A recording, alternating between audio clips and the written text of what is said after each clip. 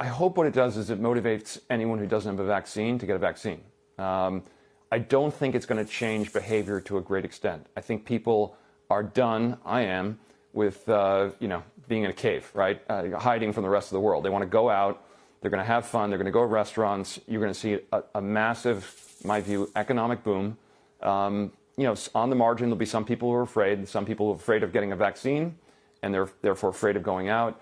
But I think we're going to have an extremely strong economy come the fall. I think people are going to return to work in September.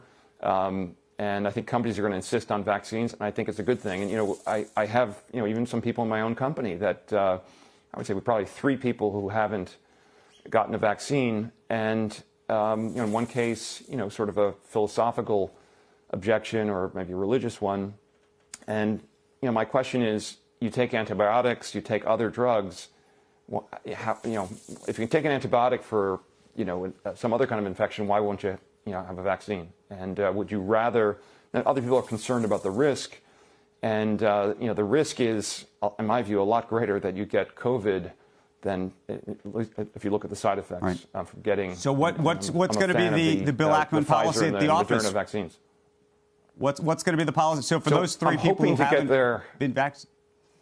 Yeah. So I'm doing my best to convince everyone who hasn't gotten a vaccine by being convincing, and then by the time everyone comes back to work, we'll decide what we're going to do about our vaccine policy. Also want to ask you just more broadly. 93%. Yeah. I wanted to ask you about inflation and both the inflation that we are seeing, maybe some of the supply chain issues that are creating some of this. The big question is this the new normal, or is it transitory? I'm in more of closer to the new normal with respect to many sources of inflation. So one, I think inflation's understated. There's very, very significant they talk about home equivalent rents or ownership equivalent rents, and those are really understated. If you look at what's going on in the housing market, we have a housing boom. Talk to a home builder. Everything's on allocation. You have to, and have a friend who knows the CEO in order to buy a home. So that you're seeing housing prices go way up. I think the way the data is collected for the kind of CPI or other inflation numbers really understate what's going on in housing, and that's approaching a third of inflation. So there's housing inflation.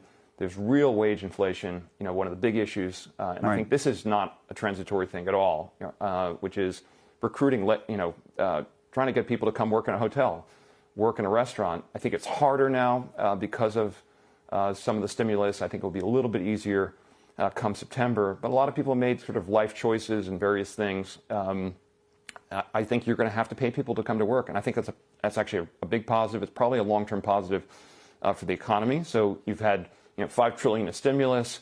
You have an increase in wages. You have a lot of savings. You have the stimulus of a lot of people being vaccinated around the same time. All of these things lead to massive, massive economic growth and demand, and we still have an extremely accommodative Federal Reserve. So I think rates are going up. I think rates are going up.